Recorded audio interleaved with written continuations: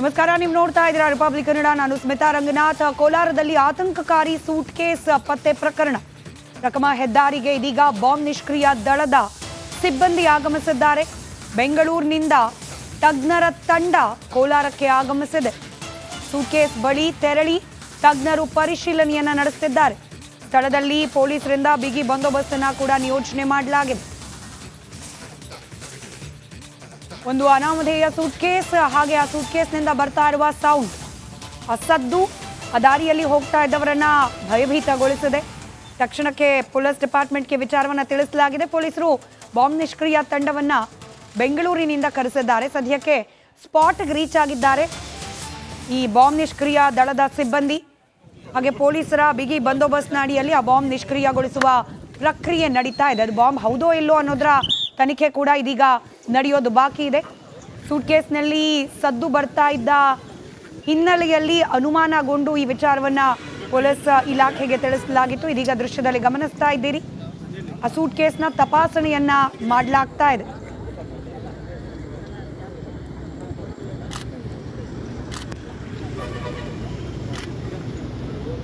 ಒಂದು ಕಡೆ ಹೆದ್ದಾರಿಯ ಬದಿಯಲ್ಲಿ ಸಿಕ್ಕಿದ್ದ ಸೂಟ್ ಕೇಸ್, ಹಾಗೆ ಅದರಿಂದ ವಿಚಿತ್ರವಾದ ಸದ್ದು ಕೂಡ ಬರ್ತಾ ಇತ್ತು. ಆ ದೃಶ್ಯವನ್ನ ಗಮನಿಸ್ತಿದ್ದೀರಿ. ಮತ್ತೊಂದು ಕಡೆಯಲ್ಲಿ ತಜ್ಞರಿಂದ ಪರಿಶೀಲನೆ ನಡೆಸಲಾಗ್ತಾ ಇದೆ. ಸೂಟ್ ಕೇಸ್ನಲ್ಲಿ ಇರ್ತಕ್ಕಂಥದ್ದು ಯಾವುದಾದ್ರೂ ಸ್ಫೋಟಕವ ಅಥವಾ ಬೇರೆ ಏನಾದರೂ ಎಲೆಕ್ಟ್ರಿಕ್ ಡಿವೈಸ್, ಅದರ ತಪಾಸಣೆಯನ್ನ ಕೂಡ ಮಾಡಲಾಗ್ತಾ ಇದೆ. ಮತ್ತಷ್ಟು ಡೀಟೇಲ್ಸ್ನೊಂದಿಗೆ ನೇರ ಸಂಪರ್ಕದಲ್ಲಿದ್ದಾರೆ ಸ್ಥಳದಿಂದಲೇ ನಮ್ಮ ಪ್ರತಿನಿಧಿ ಸುರೇಶ್. ಏನ್ ನಡೀತಾ ಇದೆ ಸದ್ಯಕ್ಕೆ ಕಾರ್ಯಾಚರಣೆ? ಡೀಟೇಲ್ಸ್ ಹಂಚ್ಕೊಳ್ತಾ ಹೋಗೋದಾದ್ರೆ ದೃಶ್ಯವನ್ನ ತೋರಿಸ್ತಾ. ಖಂಡಿತ ಸ್ಮಿತಾ, ಏನು ಬೆಳಗ್ಗೆಯಿಂದಲೂ ಸಹ ಒಂದು ರೀತಿ ಆತಂಕಕಾರಿ ಸೃಷ್ಟಿ ಮಾಡಿರುವಂತದ್ದು ಒಂದು ಸೂಟ್ ಕೇಸು. ಅದನ್ನು ಸಹ ರಾಷ್ಟ್ರೀಯ ಹೆದ್ದಾರಿ ಪಕ್ಕದಲ್ಲಿ ಇವತ್ತು ಸೂಟ್ ಕೇಸ್ ಮಾಡ್ತಿರುವಂತದ್ದು ಇದು ಒಂದು ರೀತಿಯ ಆತಂಕಕಾರಿ ಅಂತ ಹೇಳ್ಬೋದು. ಯಾಕಂತ ಹೇಳಿದ್ರೆ ಬೆಳಗ್ಗೆಯಿಂದಲೂ ಸಹ ಸಾಕಷ್ಟು ಜನ ಕುತೂಹಲದಿಂದ ನೋಡ್ತಾ ಇರುವಂತದ್ದು. ಅದರ ಜೊತೆಗೆ ಏನು ಇವತ್ತು ರಾಜ್ಯದಲ್ಲಿ ಅಲ್ಲಲ್ಲಿ ಏನು ಬಾಂಬ್ ಸ್ಫೋಟ ಪ್ರಕರಣಗಳು ಗೋಚರವಾಗ್ತಾ ಇರುವಂತದ್ದು. ಇದರಲ್ಲಿ ಇವತ್ತು ಹೋದಾದ್ರೂ ಸಹ ಇಂಥದೇ ಒಂದು ಪ್ರಕರಣ ಬೆಳಕಿಗೆ ಬಂದಿರುವಂತದ್ದು. ಅಂದ್ರೆ ಬೆಳಗ್ಗೆಯಿಂದಲೂ ಸಹ ಸೂಟ್ ಕೇಸು ಏನು ಪತ್ತೆ ಆಗಿರುವಂತದ್ದು ಸಹ ಒಂದು ರೀತಿಯ ಬೀಟ್ ಅಂತ ಹೇಳಿ ಬರ್ತಾ ಇರುವಂತದ್ದು. ಈಗಾಗಲೇ ಸ್ಥಳಕ್ಕೆ ಬೆಂಗಳೂರಿನಿಂದ ಏನು ಬಾಂಬ್ ನಿಷ್ಕ್ರಿಯ ದಳ ಆಗಮಿಸಿರುವಂತದ್ದು. ಈಗಾಗಲೇ ಸ್ಥಳ ಪರಿಶೀಲನೆ ಮಾಡ್ತಾ ದೃಶ್ಯ ನೋಡೋದಾದ್ರೆ ಇದೇ ಇರ್ಬೋದು ಒಂದು ದೊಡ್ಡ ಸ್ಫೋಟನ ಆಗಿರುವಂತದ್ದು. ಅಂದ್ರೆ ಏನು ಬಾಂಬ್ ನಿಷ್ಕ್ರಿಯ ದಳ ಈಗ ಸದ್ಯಲ್ಲಿದ್ದಂತಹ ಸೂಟ್ ಕೇಸ್ ಅನ್ನು ಬ್ಲಾಸ್ಟ್ ಮಾಡಿರುವಂತದ್ದು. ಅದ್ರಲ್ಲಿ ಯಾವ್ದಾದ್ರು ಸ್ಫೋಟಕ ವಸ್ತು ಇದೆಯಾ ಅಥವಾ ಸುರೇಶ್ ಸಂಪರ್ಕದಲ್ಲಿರಿ, ಮತ್ತಷ್ಟು ಅಪ್ಡೇಟ್ಸ್ ಲಭ್ಯವಾಗ್ತಾ ಇದೆ. ಕೆಲವೇ ಕ್ಷಣಗಳಲ್ಲಿ ಸಿಎಂ ವಿರುದ್ಧ ಎಫ್ಐಆರ್ ಭವಿಷ್ಯ. ಜನಪ್ರತಿನಿಧಿಗಳ ಕೋರ್ಟ್ನಿಂದ ಮಹತ್ವದ ಆದೇಶ ಬರೋದು ಬಾಕಿ ಇದೆ. ಇವತ್ತೇ ಆದೇಶ ಹೊರಡಿಸುವಂತೆ ವಕೀಲರು ಮನವಿಯನ್ನ ಮಾಡಿಕೊಂಡಿದ್ದಾರೆ. ದೂರುದಾರ ಸ್ನೇಹಮಯಿ ಕೃಷ್ಣ ಪರ ವಕೀಲೆ ಲಕ್ಷ್ಮಿ ಅಯ್ಯಂಗಾರ್ ಮನವಿಯನ್ನ ಮಾಡಿಕೊಂಡಿದ್ದಾರೆ.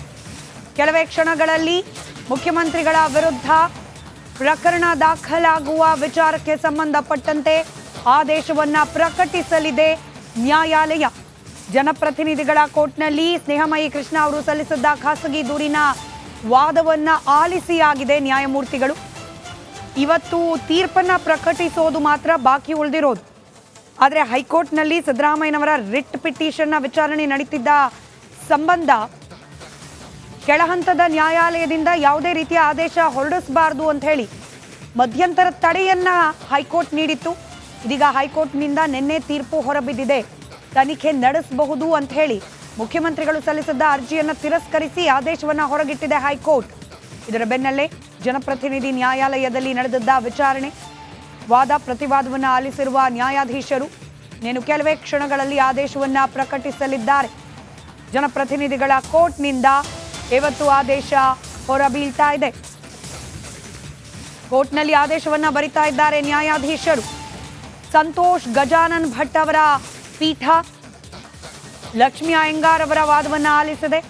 ಹಾಗೆ ಮುಖ್ಯಮಂತ್ರಿಗಳ ಪರವಾದ ವಕೀಲರ ವಾದವನ್ನ ಕೂಡ ಆಲಿಸಿದೆ. ಇವತ್ತು ಆದೇಶವನ್ನ ಪ್ರಕಟಿಸೋದೊಂದೇ ಬಾಕಿ. ಆಲ್ರೆಡಿ ನೀವು ಒಂದ್ ಕಡೆ ಗಮನಿಸ್ತಾ ಇದ್ರಿ, ಮೈಸೂರಿನಲ್ಲಿ ಮತ್ತೋರ್ವ ದೂರುದಾರ ಪ್ರದೀಪ್ ಕುಮಾರ್ ಅವರು ಲೋಕಾಯುಕ್ತದಲ್ಲಿ ದೂರನ್ನ ಸಲ್ಲಿಸಿದ್ದಾರೆ. ಅಲ್ಲೂ ಕೂಡ ಪ್ರಭಾವಕ್ಕೊಳಗಾಗಿ ಲೋಕಾಯುಕ್ತ ಅಧಿಕಾರಿಗಳು ಸರಿಯಾದ ಪ್ರಕ್ರಿಯೆಯನ್ನ ನಡೆಸ್ತಾ ಇಲ್ಲ ಅನ್ನೋ ಆರೋಪ ಬರ್ತಾ ಇದೆ. ಮತ್ತೊಂದು ಕಡೆ ಸ್ನೇಹಮಯಿ ಕೃಷ್ಣ ಹಾಗೆ ಟಿ.ಜೆ. ಅಬ್ರಹಾಂ ಇಬ್ಬರು ಕೂಡ ಖಾಸಗಿ ದೂರುಗಳನ್ನ ನೀಡಿದ್ದಾರೆ ಕೋರ್ಟ್ನಲ್ಲಿ. ಟಿ.ಜೆ. ಅಬ್ರಹಾಂ ಅವರ ಪ್ರಕರಣ ಇನ್ನೂ ವಿಚಾರಣೆ ಆಗೋದು ಬಾಕಿ ಇದೆ. ಆದರೆ ಸ್ನೇಹಮಯಿ ಕೃಷ್ಣ ಅವರು ಸಲ್ಲಿಸಿದ ಖಾಸಗಿ ದೂರಿನ ವಿಚಾರಣೆ ಸಂಪೂರ್ಣವಾಗಿದೆ. ವಾದ ಪ್ರತಿವಾದ ಮಂಡನೆ ಮುಗಿದಿದ್ದು ಇವತ್ತು ಆದೇಶವನ್ನು ಪ್ರಕಟಿಸೋದು ಒಂದೇ ಬಾಕಿ. ಇದೀಗ ಕೋರ್ಟ್ನಲ್ಲಿ ನ್ಯಾಯಾಧೀಶರಾದ ಸಂತೋಷ್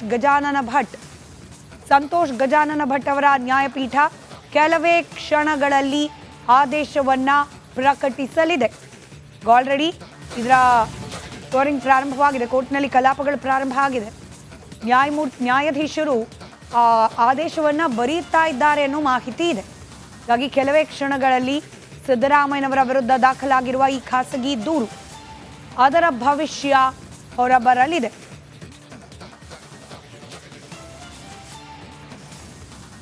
ತನಿಖೆಯನ್ನ ಮುನ್ನಡೆಸಿ ಅಂತ ಹೇಳಿ ತನಿಖಾ ಸಂಸ್ಥೆಗಳಿಗೆ ಆದೇಶವನ್ನ ನೀಡುವ ಸಾಧ್ಯತೆ ಇದೆ. ಆದರೆ ಯಾವ ತನಿಖಾ ಸಂಸ್ಥೆ ಬಗ್ಗೆ ನಿರ್ದೇಶನ ಹೊರಬೀಳುತ್ತೆ ಅನ್ನೋದು ಸದ್ಯಕ್ಕಿರುವ ಕುತೂಹಲ. ಮತ್ತಷ್ಟು ಡೀಟೇಲ್ಸ್ನೊಂದಿಗೆ ನನ್ನ ಹಿರಿಯ ಸಹೋದ್ಯೋಗಿ ಸುನಿಲ್ ಧರ್ಮಸ್ಥಳ ನೇರ ಸಂಪರ್ಕದಲ್ಲಿದ್ದಾರೆ. ಸುನಿಲ್, ಆದೇಶವನ್ನ ಬರಿತಿದ್ದಾರೆ ನ್ಯಾಯಾಧೀಶರು ಅನ್ನೋ ಮಾಹಿತಿ, ಏನಾಗಬಹುದು ಅನ್ನೋ ಪಾಸಿಬಿಲಿಟೀಸ್, ಅಂದ್ರೆ ತನಿಖೆಗೆ ಇನ್ ಕೇಸ್ ಏನಾದರೂ ಇಲ್ಲಿಂದಲೂ ಆದೇಶ ಹೊರಬಂದ್ರೆ ಯಾವ ಸಂಸ್ಥೆ, ಹೇಗಿರುತ್ತೆ ಮುಂದಿನ ಪ್ರಕ್ರಿಯೆ, ಇನ್ ಕೇಸ್ ಆದೇಶ ವ್ಯತಿರಿಕ್ತವಾಗಿ ಬಂದ್ರೆ ಮುಂದೇನಾಗಬಹುದು ಅಂತ ಹೇಳಿ. ಎಸ್ ಸ್ಮಿತಾ, ಸಿಎಂ ಸಿದ್ದರಾಮಯ್ಯ ವಿರುದ್ಧದ ಆರೋಪಗಳಿಗೆ ಸಂಬಂಧಪಟ್ಟಂತೆ ನಿನ್ನೆಯಷ್ಟೇ ಹೈಕೋರ್ಟ್ನಲ್ಲಿ ರಾಜ್ಯಪಾಲರು ನೀಡಿರುವಂತಹ ಪ್ರಾಸಿಕ್ಯೂಷನ್ಗೆ ಅನುಮತಿ ನೀಡಿದ ಆದೇಶ. ನಮಸ್ಕಾರ, ನೀವು ನೋಡ್ತಾ ಇದ್ದೀರಾ ರಿಪಬ್ಲಿಕ್ ಕನ್ನಡ, ನಾನು ಸ್ಮಿತಾ ರಂಗನಾಥ್. ಕೋಲಾರದಲ್ಲಿ ಆತಂಕಕಾರಿ ಸೂಟ್ ಕೇಸ್ ಪತ್ತೆ ಪ್ರಕರಣ. ರಕಮ ಹೆದ್ದಾರಿಗೆ ಇದೀಗ ಬಾಂಬ್ ನಿಷ್ಕ್ರಿಯ ದಳದ ಸಿಬ್ಬಂದಿ ಆಗಮಿಸಿದ್ದಾರೆ. ಬೆಂಗಳೂರಿನಿಂದ ತಜ್ಞರ ತಂಡ ಕೋಲಾರಕ್ಕೆ ಆಗಮಿಸಿದೆ. ಸೂಟ್ ಕೇಸ್ ಬಳಿ ತೆರಳಿ ತಜ್ಞರು ಪರಿಶೀಲನೆಯನ್ನ ನಡೆಸುತ್ತಿದ್ದಾರೆ. ಸ್ಥಳದಲ್ಲಿ ಪೊಲೀಸರಿಂದ ಬಿಗಿ ಬಂದೋಬಸ್ತನ್ನ ಕೂಡ ನಿಯೋಜನೆ ಮಾಡಲಾಗಿದೆ. ಒಂದು ಅನಾಮಧೇಯ ಸೂಟ್ ಕೇಸ್, ಹಾಗೆ ಆ ಸೂಟ್ ಕೇಸ್ನಿಂದ ಬರ್ತಾ ಇರುವ ಸೌಂಡ್, ಆ ಸದ್ದು ಆ ದಾರಿಯಲ್ಲಿ ಹೋಗ್ತಾ ಇದ್ದವರನ್ನ ಭಯಭೀತಗೊಳಿಸಿದೆ. ತಕ್ಷಣಕ್ಕೆ ಪೊಲೀಸ್ ಡಿಪಾರ್ಟ್ಮೆಂಟ್ಗೆ ವಿಚಾರವನ್ನ ತಿಳಿಸಲಾಗಿದೆ. ಪೊಲೀಸರು ಬಾಂಬ್ ನಿಷ್ಕ್ರಿಯ ತಂಡವನ್ನ ಬೆಂಗಳೂರಿನಿಂದ ಕರೆಸಿದ್ದಾರೆ. ಸದ್ಯಕ್ಕೆ ಸ್ಪಾಟ್ಗೆ ರೀಚ್ ಆಗಿದ್ದಾರೆ ಈ ಬಾಂಬ್ ನಿಷ್ಕ್ರಿಯ ದಳದ ಸಿಬ್ಬಂದಿ. ಹಾಗೆ ಪೊಲೀಸರ ಬಿಗಿ ಬಂದೋಬಸ್ತ್ನ ಅಡಿಯಲ್ಲಿ ಆ ಬಾಂಬ್ ನಿಷ್ಕ್ರಿಯಗೊಳಿಸುವ ಪ್ರಕ್ರಿಯೆ ನಡೀತಾ ಇದೆ. ಅದು ಬಾಂಬ್ ಹೌದೋ ಇಲ್ಲೋ ಅನ್ನೋದರ ತನಿಖೆ ಕೂಡ ಇದೀಗ ನಡೆಯೋದು ಬಾಕಿ ಇದೆ. ಸೂಟ್ ಕೇಸ್ನಲ್ಲಿ ಸದ್ದು ಬರ್ತಾ ಇದ್ದ ಹಿನ್ನೆಲೆಯಲ್ಲಿ ಅನುಮಾನಗೊಂಡು ಈ ವಿಚಾರವನ್ನ ಪೊಲೀಸ್ ಇಲಾಖೆಗೆ ತಿಳಿಸಲಾಗಿತ್ತು. ಇದೀಗ ದೃಶ್ಯದಲ್ಲಿ ಗಮನಿಸ್ತಾ ಇದ್ದೀರಿ, ಆ ಸೂಟ್ ಕೇಸ್ನ ತಪಾಸಣೆಯನ್ನ ಮಾಡಲಾಗ್ತಾ ಇದೆ.